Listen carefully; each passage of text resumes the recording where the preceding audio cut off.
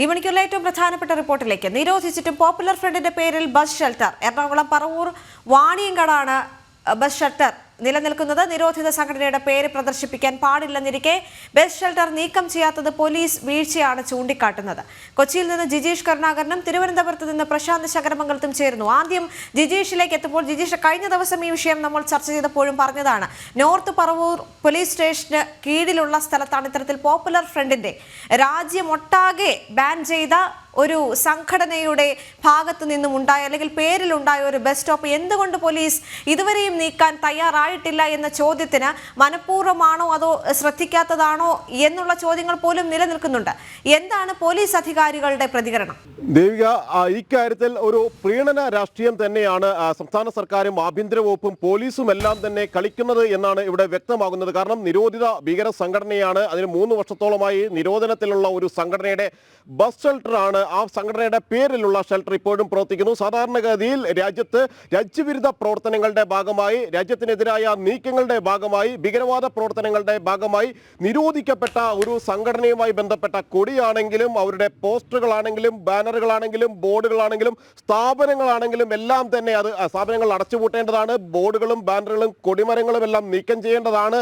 എന്നിരിക്കെയാണ് ഇത്തരത്തിൽ അവരുടെ പേരിൽ നിരോധിത ഭീകര സംഘടനയായ പോപ്പുലർ ഫ്രണ്ട് ഓഫ് ഇന്ത്യയുടെ പേരിൽ വാണിയക്കാട് ഇത്തരത്തിലുള്ള ഒരു ബസ് ഷെൽട്ടർ ഇപ്പോഴും സ്ഥിതി ചെയ്യുന്നത്. ഇത് കണ്ടില്ല എന്ന് നടിക്കുകയായിരുന്നു ഇതുവരെ ചെയ്തത്. ജനൻ ടിവി ഈ വാർത്ത നൽകുകയും സമൂഹമാകെ അക്കാര്യങ്ങൾ ചർച്ച ചെയ്യുകയും ചെയ്തു. അതായത് ഭീകരവാദികൾക്ക് കുടപിടിക്കുന്ന സമീപനം, ഭീകരവാദികൾക്ക് പിന്തുണ നൽകുന്ന സമീപനം, ഭീകരവാദികൾക്ക് എതിരായി നടപടി എടുക്കുന്നില്ല എന്ന് മാത്രമല്ല, ഇത്തരം കാര്യങ്ങൾ നേരിൽ കാണുമ്പോൾ പോലും കർശനമായ നടപടി എടുക്കുന്നില്ല എന്നത് അടക്കമുള്ള കാര്യങ്ങളാണ് ഇപ്പോൾ പ്രധാനമായും ചർച്ച ചെയ്തിരിക്കുന്നത്. എന്നാൽ ഇതുവരെ ഈ ബസ് ഷെൽട്ടർ നീക്കം ചെയ്യാനുള്ള നടപടികൾ ആരംഭിച്ചിട്ടില്ല, അല്ലെങ്കിൽ അത്തരം നീക്കങ്ങളിലേക്ക് കടന്നിട്ടില്ല എന്നതാണ് ഏറ്റവും പ്രധാനം. കാരണം പോപ്പുലർ ഫ്രണ്ട് ഓഫ് ഇന്ത്യ എന്ന നിരോധിത ഭീകര സംഘടനയെ ഇവിടെ ഭയപ്പെടുന്നു എന്നത് തന്നെയാണ്. കാരണം പോപ്പുലർ ഫ്രണ്ട് ഓഫ് ഇന്ത്യയുടെ ശക്തി കേന്ദ്രങ്ങളിൽ ഒന്നാണ് ഈ വാണിയക്കാട് എന്ന പ്രദേശം. തൊട്ടപ്പുറത്ത് പനായിക്കുളം അടക്കമുള്ള മേഖലകളിൽ നേരത്തെ സിമി, ഇതിന്റെ മറ്റൊരു രൂപമായ നിരോധിത ഭീകര സംഘടനയുടെ മുൻകാല രൂപമായ സിമിയുടെ രഹസ്യ യോഗങ്ങൾ ചേർന്നതുമായി ബന്ധപ്പെട്ട കേസ് നിലനിൽക്കുന്നുണ്ട്. ഒപ്പം തന്നെയാണ് അധ്യാപകന്റെ കൈവെട്ടിയ കേസിൽ, തൊടുപുഴയിൽ അധ്യാപകന്റെ കൈവെട്ടിയ കേസിൽ പ്രവാചക നിന്ന ആരോപിച്ചുകൊണ്ട്, ചോദ്യപേപ്പറിൽ മതനിന്ദയുണ്ട് എന്ന് ആരോപിച്ചുകൊണ്ട് പ്രൊഫസർ TJ ജോസഫ് എന്ന അധ്യാപകന്റെ കൈപ്പത്തി വെട്ടിമാറ്റിയ ഭീകരവാദി സംഘത്തിലെ ആളുകളിൽ ചിലരുടെ താമസ കേന്ദ്രം എന്ന് പറയുന്നതും ഇതിന് തൊട്ടടുത്തുള്ള വെടിമറ പ്രദേശം തന്നെയായിരുന്നു. അങ്ങനെ ഭീകരവാദികൾക്ക് സ്വാധീനമുള്ള അവരുടെ ശക്തി കേന്ദ്രങ്ങളായ പ്രദേശത്താണ് ഈ ബസ് ഷെൽട്ടർ സ്ഥിതി ചെയ്യുന്നത് എന്നതുകൊണ്ട് തന്നെ ഇതിനെതിരെ കണ്ണടയ്ക്കുന്ന ഒരു സമീപനം തന്നെയായിരുന്നു ഇതുവരെ സ്വീകരിച്ചു വന്നിരിക്കുന്നത്. അതുതന്നെയാണ് ഇവിടെ ചൂണ്ടിക്കാണിക്കപ്പെടുന്നത്. സംസ്ഥാനത്തിന്റെ പല ഭാഗങ്ങളിലും നിരോധനത്തിന് ശേഷം PFI രഹസ്യ യോഗങ്ങൾ ചേർന്നിരുന്നു. പല തരത്തിൽ പ്രവർത്തനങ്ങൾ മുന്നോട്ട് കൊണ്ടുപോകാനുള്ള നീക്കങ്ങൾ നടത്തിയിരുന്നു. മറ്റു സംഘടനകളെ മറയാക്കി അടക്കമുള്ള പ്രവർത്തനങ്ങൾ അത്തരത്തിൽ നടത്തിയിരുന്നു. നിരവധി കേന്ദ്രങ്ങളിൽ രഹസ്യ യോഗങ്ങൾ ചേർന്നുകൊണ്ട് എങ്ങനെ പ്രവർത്തനങ്ങൾ മുന്നോട്ട് കൊണ്ടുപോകാം, എങ്ങനെ തങ്ങളുടെ പ്രചാരണ പ്രവർത്തനങ്ങൾ ഊർജിതമാക്കി മുന്നോട്ട് കൊണ്ടുപോകാം, എങ്ങനെ ആശയപ്രചരണം, അതായത് ഭീകരവാദ രാജ്യവിരുദ്ധ ആശയപ്രചരണം എങ്ങനെ മുന്നോട്ട് കൊണ്ടുപോകാം എന്നതടക്കമുള്ള ആലോചനകളായിരുന്നു ഈ രഹസ്യ യോഗങ്ങളിൽ ഉടനീളം അവർ നടത്തിയിരുന്നത്. അതിൽ നിരോധിക്കപ്പെട്ട സംഘടനയുടെ നേതാക്കൾ അടക്കം പങ്കെടുത്തു.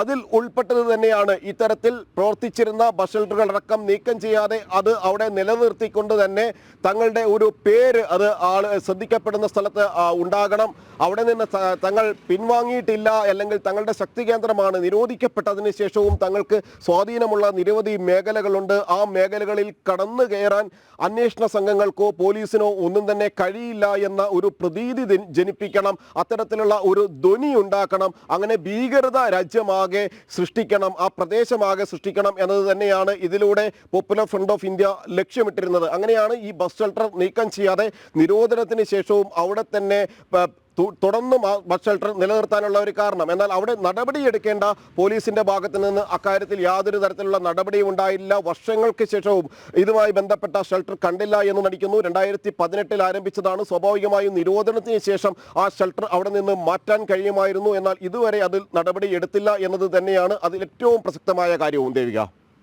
ശരി, പ്രശാന്ത് ശങ്കരമംഗലത്ത് കൂടി ചേരുന്നുണ്ട് വിവരങ്ങളുമായി. പ്രശാന്ത്, ഒരു നിരോധിത സംഘടനയുടെ പേരിൽ ഒരു ബസ് സ്റ്റോപ്പ് ആകട്ടെ, ഒരു കൊടിയാകട്ടെ, എന്തായാലും ശരി അത് അവിടെ നിന്ന് നീക്കുക എന്ന് പറയുന്നത് പോലീസിന്റെ ഉത്തരവാദിത്വത്തിൽ പെടുന്നതാണ്. പക്ഷേ കഴിഞ്ഞ ദിവസം നമ്മുടെ പ്രതിനിധി കിരൺ കുമാർ ഇതുമായി ബന്ധപ്പെട്ട് സംസാരിച്ചപ്പോൾ പറഞ്ഞത് പോലീസിന്റെ ഭാഗത്തു നിന്ന് ഇതുവരെ പ്രതികരിക്കാൻ പോലും തയ്യാറായിട്ടില്ല എന്ന് തന്നെയാണ്. ഇത് ശരിയായ ഒരു കെടുകാര്യസ്ഥത തന്നെയല്ലേ?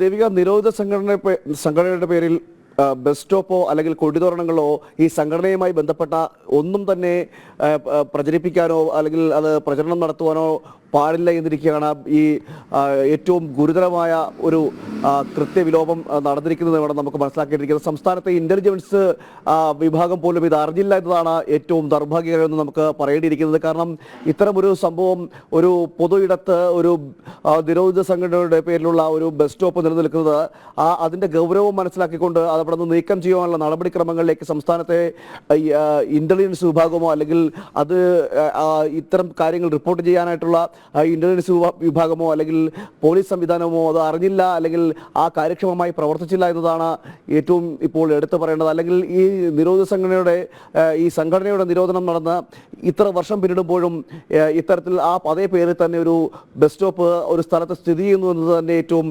ഗുരുതരമായി നമുക്ക് കാണേണ്ടിയിരിക്കുന്നതാണ്. കാരണം അതിൻ്റെ അർത്ഥമെന്ന് പറയുന്നത് ഇപ്പോഴും ഈ സംഘടനയുമായി ബന്ധപ്പെട്ടുള്ള രഹസ്യ പ്രചരണങ്ങൾ നടക്കുന്നുണ്ടോ എന്നടക്കമുള്ള കാര്യങ്ങളിൽ സംശയിക്കേണ്ടിയിരിക്കുന്നു ഇത്തരം സംഭവങ്ങൾ ഉണ്ടാകുമ്പോൾ എന്ന് വേണം നമുക്ക് മനസ്സിലാക്കാൻ. എന്തായാലും പോലീസിന്റെ ഭാഗത്തുനിന്നോ അല്ലെങ്കിൽ സംസ്ഥാനത്തെ ആഭ്യന്തര വകുപ്പിന്റെ ഭാഗത്തുനിന്നോ ഇതുമായി ബന്ധപ്പെട്ടൊരു വിശദീകരണവും ഇതുവരെ തന്നിട്ടില്ല അല്ലെങ്കിൽ വന്നിട്ടില്ല.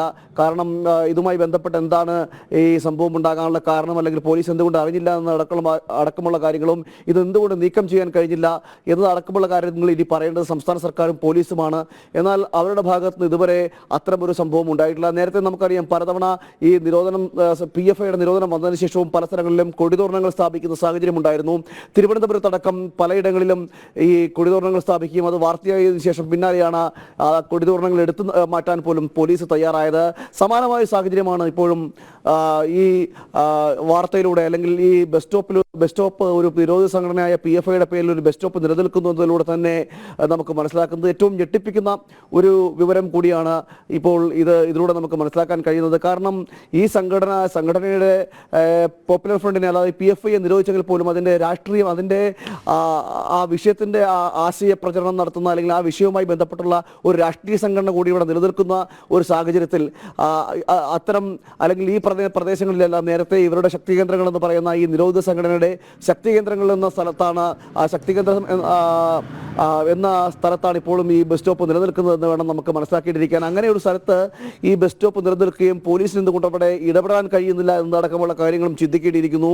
ഇത്തരം സ്ഥലത്തേക്ക് പോലീസിന് എന്തെങ്കിലും ഭീഷണി നിലനിൽക്കുന്നുണ്ടോ അല്ലെങ്കിൽ ഇടപെടുന്നതിന് എന്തെങ്കിലും ഇടപെടൽ നടത്തുന്നതുമായി ബന്ധപ്പെട്ട് എന്തെങ്കിലും ഭീഷണിയോ അല്ലെങ്കിൽ ഭയമോ ഉണ്ടോ എന്നടക്കമുള്ള കാര്യങ്ങളും ചിന്തിക്കേണ്ടിയിരിക്കുന്നു. ഇല്ലെങ്കിൽ ഇത്ര വർഷം പിന്നിടുമ്പോഴും നിരോധനം കഴിഞ്ഞ് ഇത്ര വർഷം പിന്നിടുമ്പോഴും ആ ബസ് സ്റ്റോപ്പ് അവിടുന്ന് പൊളിച്ചു നീക്കുവാനോ അല്ലെങ്കിൽ അതിൻ്റെ പേര് എഴുതി വെച്ചിരിക്കുന്ന ബോർഡ് അവിടുന്ന് നീക്കം ചെയ്യുവാനോ കഴിഞ്ഞില്ല എന്നാണ് ഏറ്റവും എടുത്തു പറയേണ്ടത്. അതും ഈ ഇത്തരത്തിൽ പോപ്പുലർ ഫ്രണ്ടിനെ പോലൊരു സംഘടനയുടെ അതായത് രാജ്യവിരുദ്ധ പ്രവർത്തനങ്ങൾ നടത്തിയതിൻ്റെ പേരിൽ നിരോധനം ഏർപ്പെടുത്തിയ സംഘടനയാണ് പോപ്പുലർ ഫ്രണ്ട് എന്നിരിക്കെ അത് ഇത്തരം സംസ്ഥാന വ്യാപകമായ വിവിധ ഇടങ്ങളിൽ റെയ്ഡുകൾ അടക്കം നടത്തിക്കൊണ്ടാണ് അതിൻ്റെ നിരോധനത്തിലേക്ക് ചെന്നെത്തിയത് എന്നും ഇരിക്കുകയാണ് ഇത്തരത്തിൽ ഒരു കൃത്യവിലോപം പോലീസിന്റെ ഭാഗത്തുണ്ടായത്. ഏതായാലും സംസ്ഥാനത്തെ ആഭ്യന്തര വകുപ്പും അതോടൊപ്പം തന്നെ പോലീസ് സംവിധാനവും പോലീസ് മേധാവി അടക്കം ഈ വിഷയത്തിൽ എന്തു പറയുന്നു എന്നതാണ് ഇനിയും നോക്കിക്കാണേണ്ടത്. കാരണം ഇത് എന്തുകൊണ്ട് നീക്കം ചെയ്തില്ല എന്നടക്കമുള്ള കാര്യങ്ങളിൽ ഏതായാലും വളരെ ഗൗരവത്തോടു കൂടി മതിയാകുകയുള്ളൂ. കാരണം നിരോധിത സംഘടനയാണ്, അതിന്റെ ഒരു ബാനറായാലും ശരി കൊടി തോരണങ്ങളായാലും ശരി അത് നീക്കം ചെയ്യേണ്ടത് പോലീസിന്റെ ഉത്തരവാദിത്തം തന്നെയാണ്. ഇത്ര നാളായിട്ടും അത്